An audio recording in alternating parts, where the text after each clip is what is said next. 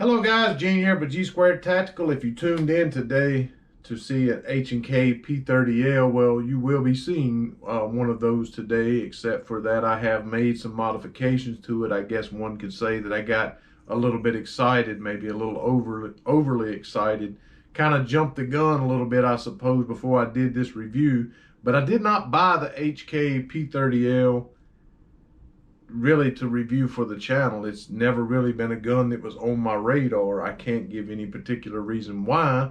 I would say H&K is possible that it's my second favorite brand outside of CZ, or pretty dang close. And so it's not that I've always turned my nose up at the gun or anything like that. It's just, you know, with the offerings in the VP9 and 40 and the USP, it's just I always gravitated towards those, and those are the ones that I currently own. And, you know, honestly, as you know, our favorite brand, or at least mine is the CZ, and most of their guns are hammer fired, and, you know, their MSRPs are a lot lower, as the MSRP on the HK-P30L is somewhere around $849 or so, which means you could probably get it for, yeah, I don't know, $799, maybe $750.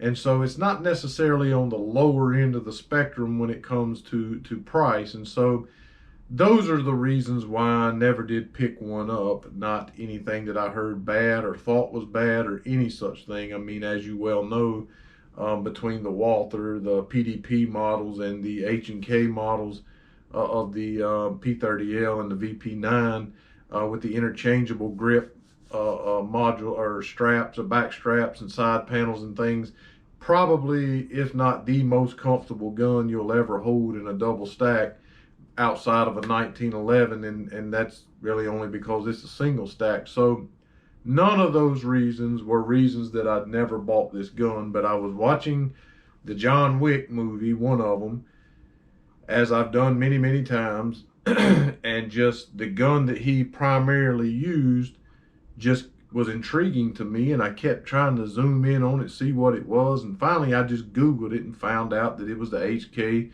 P30L, and it was one that had a compensator on the end of it. And I'm not sure if maybe it was something that HK already offered, something specifically Keanu Reeves wanted. I'm not exactly sure, because I know that he does do some comp shooting outside of filming. He really does that stuff in real life, and you can tell on the screen. And so I wanted it at that point. So I found out that HK Parts.com sells that exact same compensator, not one that looks like it or anything. It's the exact same one, and I just had to have it, and it came in before I filmed this video, so I've already outfitted it. I've already put it on here. I've already put my flashlight on here.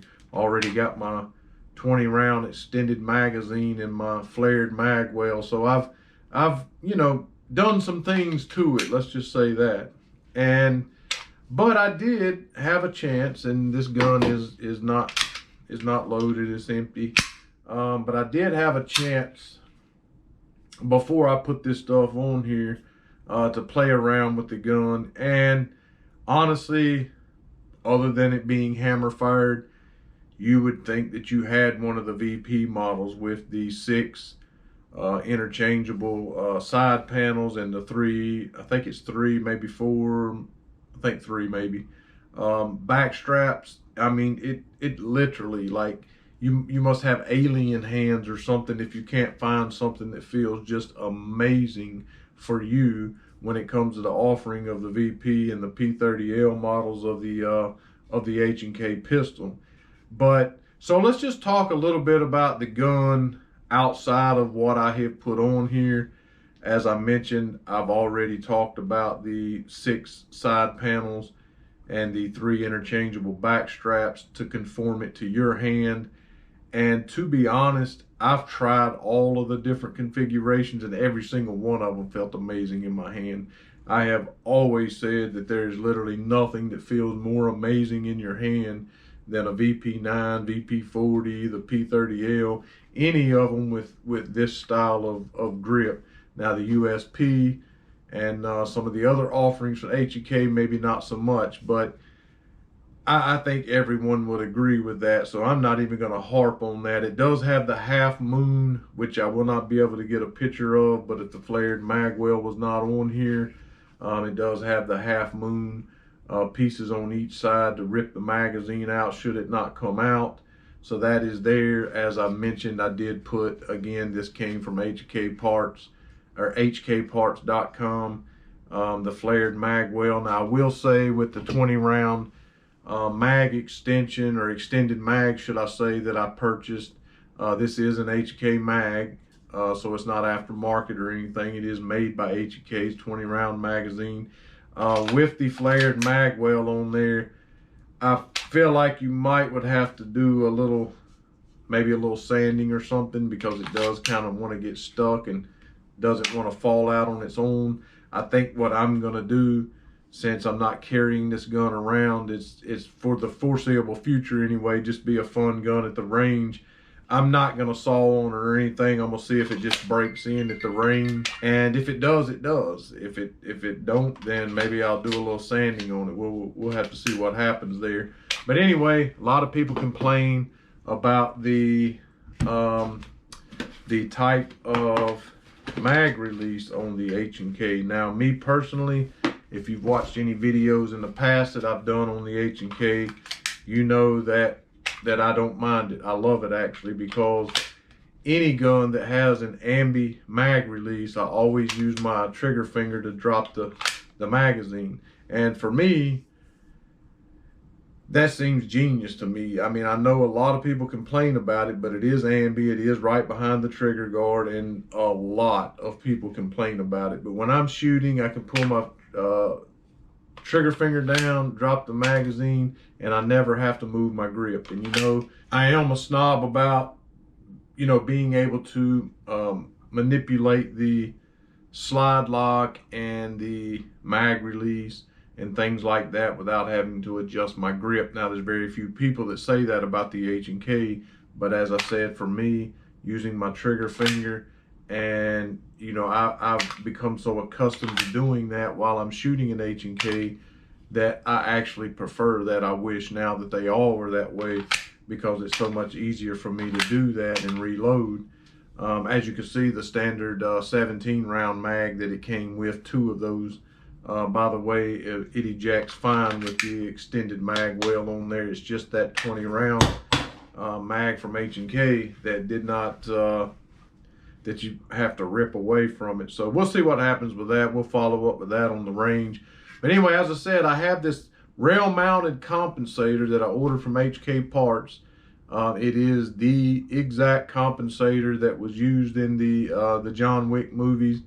And I really like how it mounts on here. So you just slide it up onto the rail, and you have a little 1913 or pick style rail that came with the compensator, and you put it in the bottom of the compensator, and it snaps into one of the rail pieces that are already on the gun. I think the gun itself has a 5 or 6 slot rail on it, and it snaps into one of those, not allowing it to come forward.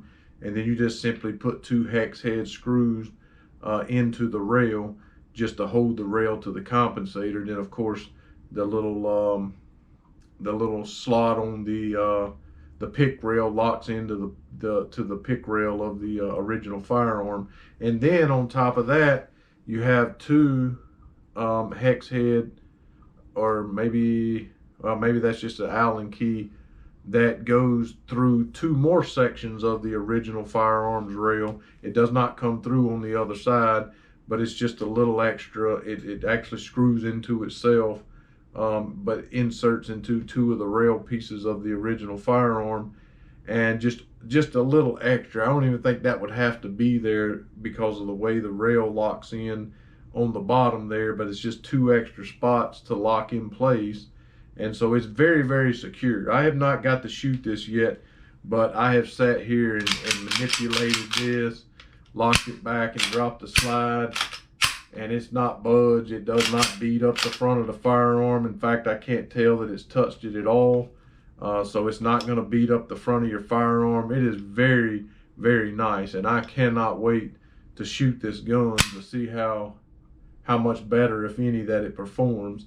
And so on this particular model, it has no safety. Great, most people don't like them, but it is hammer fired, so if the hammer drops back when you chamber around, of course, that's not safe. And it does have a rear decocker, so the decocker is on the rear of the firearm here. So you rack one in and you just reach up with your shooting hand or your grip hand and just push the button on the back of the slide there, and it'll decock the firearm for you so that you can safely pull from a double action. Double action is very heavy, as you would expect. This is the V3 version of this. There's a V1, a V2, and apparently they have a LEM trigger where the double action here would be very, very bad, but when you chamber around, apparently it takes the double action trigger to what a single action trigger on this one would be. And so there's pluses and minuses. The jury's out with most people, I think. Some people like it, some people don't. This one does not have the LEM trigger, so from a double action, it is very, very crisp. It breaks very crisply. There's no over travel. Once it breaks, it stops. And I guess that trigger, well, I did the trigger pull on that, the 3 average, and it came in somewhere around 8.5 pounds, which is not super heavy for a double A. I mean, it's not revolver heavy, but it is heavier than the LEM version. Now, the single action, there is a little bit of take up there. And even after it feels like it's going to break, there's a little more take up, and it comes in somewhere around just a shade over 5 pounds, which is, again, not the greatest. But again, I'm not a trigger snob. If I'm going to use the gun, if I'm going to use it for defense in any way, shape, or form, I'm going to practice with it. And so the trigger really doesn't mean a whole lot to me. The reset, again, not great, not real audible, not real tactile. You don't really feel it in your finger. It's not the greatest trigger that you will ever have. But again, I'm not a trigger snob. I'll get used to it. It's functional. H&K is known for their consistent accuracy and reliability and just workhorses of firearms. So, it has another thing that I like, just like on the CZ. Maybe it's why I gravitate towards the H&K as well, because most, if not all, of their firearms come with the luminescent sights. I'm not a huge fan of night sights. If you can't see your target at night, it doesn't really matter if you can see your sights or not. So I'm all about the flashlight on the firearm that you're going to carry. I know I've gotten some flack about that. And people say, well, I want the night sights. Well, I don't care how good you can see the sights. If you can't see what's in front of them, what good is it to see them? You need the flashlight. And so with these luminescent sights, and they absorb light, I mean, they look just like 3 white dots, in your house with no light on or anything like that. But if they absorb a little bit of light, even light off of your flashlight, sometimes bouncing off a wall or something, they'll glow, in my opinion, brighter than night sights. And so when you come in from outside and you come into a darker room or a darker house or whatever from the sunlight outside, these things really are super bright, amazingly. And it's like the more light they get, the brighter they get. And I've never had a set of them stop doing that, either on a CZ or on a H&K, or for that matter, even seem as though they got less bright with time. And so I really like the luminescent sights, the 3 dots. And I can't say enough about that. The front of the trigger does have, I guess, grooves. I wouldn't necessarily say serrations. I guess maybe you could call it that. There's 3 of them. Again, I'm not a trigger snob and not going to really harp on that too much. Does have a nice, large, squared off trigger guard. If you were shooting with gloves or something, that would not be an issue. Does have nice serrations on the front of the trigger guard. This is a TLR9 flashlight I put on here from Streamlight. It was the only one that really filled that void without being real gawky, and had a nice bright lumen. I think it's 1,000 lumen, maybe even 1,200. No, it's 1,000 for sure. It's 1,000. So it's a TLR9 Streamlight, and like I said, it's the one that came closest to reaching towards the end of the firearm and not looking super stupid or ugly or anything else. And so I really like how it's on there. I really like the TLR9 and the 7A, and I think they make several different versions of that, where the I guess this paddle comes back into the trigger guard, so it's easily manipulated with your trigger finger, which works great with the the ambi mag release here. So I can turn the light on with my trigger finger, and I can drop my mag with my trigger finger. So say what you will about it, but I like the mag release on the H&K. It does have the ambi slide lock, can easily be adjusted with maneuvered without adjusting your grip at all, and it does stand way off the side, very tactical like. Some people say it's gawky, but whatever, it's very functional, works very good. And again, it's just another thing I like about the H&K. The VP models, the P30L, does have front canted slide serrations, rear as well. The ones on the compensator here, they're just for looks, as you know. It's not completely uniform to the gun, but in the way that it's designed, they did the best they could with it, and I think it actually looks really good. I think it actually makes the gun very sexy when you get your extended mag in there with your flared mag well. It looks really nice. And I know you guys are probably saying, well, why ain't he shooting the thing? Why ain't he talking about that? Well, as I said, I got a little excited about my upgrades here and just wanted to show them to you, talk a little bit about the gun. Probably nothing you've never heard before. This flared mag well here that I purchased from HK Parts, very easy to install. Just take the pin out that you removed to get your back strap off, and then put your mag well on from the front to back, put your pin back in, and it just gives you a nice, it makes the grip even better, in my opinion, feel even more secure in your hand.